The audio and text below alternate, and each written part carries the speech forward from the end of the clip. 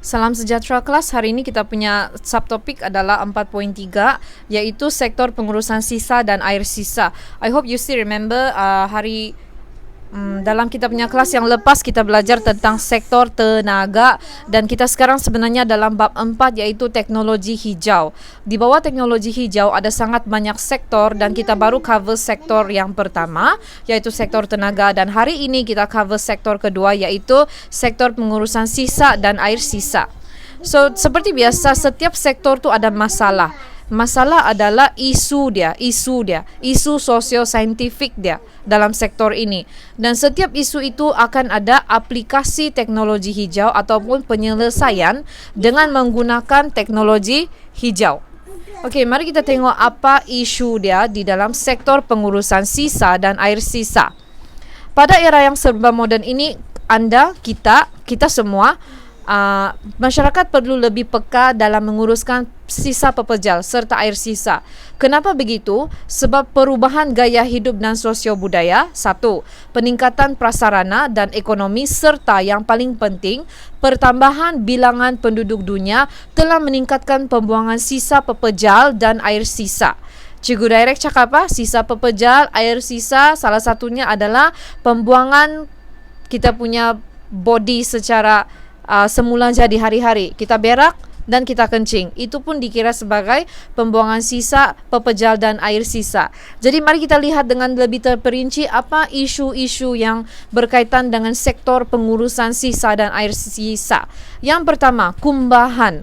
Sisa kimia serta sampah sarap yang dibuang dalam sungai dan laut telah mengganggu ekosistem, iaitu kehidupan sungai dan laut serta kawasan berhampiran. Kalau orang itu tinggal di tepi sungai, di tepi laut, maka orang itulah yang akan terjejas sekali oleh isu yang pertama, iaitu kumbahan sisa kimia sampah dibuang direct terus ke dalam sungai dan air laut.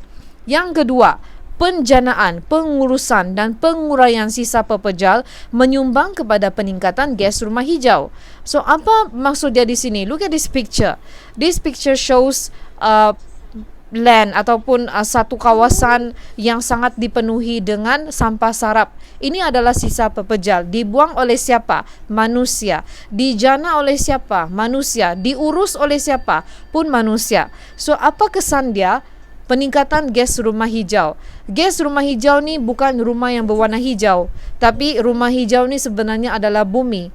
Kalau kita menyumbangkan sangat banyak gas karbon dioksida, apabila kita uruskan sampah ini dengan membakar sampah ini, maka ini akan menyebabkan perubahan suhu ataupun iklim dunia. Semakin banyak orang buang sampah, semakin banyak orang bakar, semakin banyak gas yang dibebaskan, maka rumah hijau ataupun our earth, kita punya bumi pun berubah dia punya suhu. Isu yang ketiga, sisa makanan yang tidak dilupuskan dengan baik menyebabkan pencemaran alam sekitar. Contoh, orang yang tidak menghabiskan makanan selalu, seperti kamu. Apabila kamu tidak menghabiskan makanan di meja kamu selalu, maka dan tidak dilupuskan dengan baik lagi, maka ini menyebabkan pencemaran alam sekitar. Seterusnya, kira-kira 268 juta tan, kertas dihasilkan setahun. Dalam satu tahun, 268 million of papers, tanah dihasilkan. So, bagi menghasilkan 1 tan kertas, kita memerlukan 2 hingga 4 tan batang kayu. Jadi, kertas juga menjadi penyumbang utama sisa pepejal. A lot of papers. That is why I prefer to go paperless pada sekarang ini, pada zaman ini. Paperless means use more gadget, kurangkan print kertas. Contohnya, contoh yang terbaik yang dekat dengan kamu adalah kamu punya digital textbook.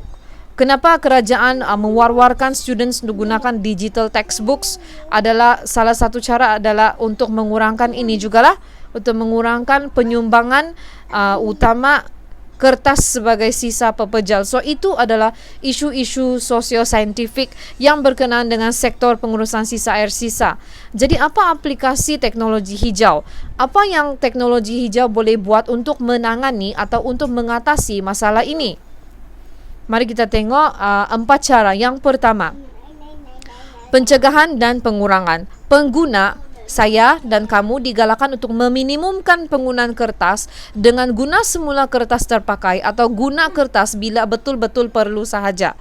Kedua, pengguna saya dan kamu dinasihatkan supaya menyediakan makanan untuk isi rumah ikut keperluan, supaya mengelakkan pembaziran makanan. This is what we can do.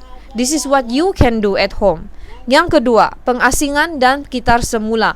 Pihak kerajaan telah menggalakkan pengasingan sisa rumah sejak 2015 lagi. Kenapa mau asing? Asing ikut apa? Asing ikut kategori. Kertas lain bakul, kaca lain bakul, plastik lain bakul. Melalui pengasingan seperti ini, kamu dapat mengurangkan pembuangan bahan kitar semula, di samping mengurangkan sisa pepejal di tapak pelupusan. Can you imagine if each houses melakukan pengasingan? Botol lain plastik, botol kaca, plastik lain lagi dia punya bekas, kemudian kertas lain lagi bekas dia, makanan pun lain lagi bekas dia. So when you asingkan like this, when you differentiate all of the sisa like this, so you know that which one you can send to recycle center and which one you can throw directly to pusat pelupusan. Seterusnya, rawatan dan pemprosesan. Pemprosesan secara proses biologi. Kita rawat secara biologi ke atas sisa pepejal. Kenapa dan apa guna dia? Ini membolehkan sisa tersebut diubah kepada bahan organik yang bermanfaat seperti baja organik. Cikgu percaya kamu punya ibu bapa ataupun yang khususnya ibu kamu pernah membuat baja organik. Baja organik ini dibuat mainly daripada sisa pepejal. So let us look at it. Pemprosesan yang dijalankan pada sisa pepejal mampu menjadikan sisa ini sebagai sumber utama dalam tenaga boleh baharu, biojisim, yang mampu menggantikan bahan api fosil sebagai bahan bakar. Okey, cikgu ringkaskan. Rawatan dan pemprosesan iaitu proses biologi, penghasilan baja organik daripada sisa-sisa makanan di rumah. Campur sedikit dengan bahan kimia, maka you will get baja organik. Seterusnya, kita tengok cara yang keempat, aplikasi teknologi hijau yang keempat adalah 5R. Kalau dulu 3R, iaitu recycle, reuse and reduce, maka sekarang kita sudah ada 5R, iaitu tolak, reduce, kurangkan, guna semula, refuse, reduce, reuse, recycle and recovery. Refuse, tolak. Reduce, kurangkan. Reuse, guna. Recycle, kitar semula. Dan recovery, pemulihan.